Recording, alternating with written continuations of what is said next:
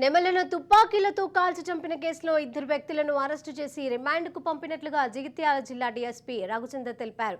2 నిందితులు గంగాధర మండలం లక్ష్మీదేవిపల్లి గ్రామానికి చెందిన నలువాల సత్యనారాయణ, జీవాజీ రాజ్గా గుర్తించామని అన్నారు. వైల్డ్ లైఫ్ ప్రొటెక్షన్ యాక్ట్ ప్రకారం కేసు నమోదు చేసి రిమాండ్కు పంపిస్తున్నట్లుగా డీఎస్పీ వివరించారు.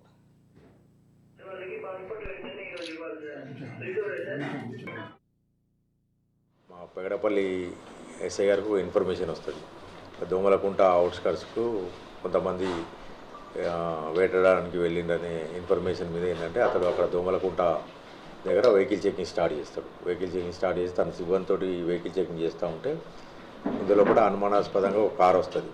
అది ఆపి చెక్ చేస్తే అంటే అందులో ఒక .22 రైఫల్, తర్వాత ఆమ్యునేషను, ఆ గొడ్డలి అవన్నీ దొరుకుతాయి.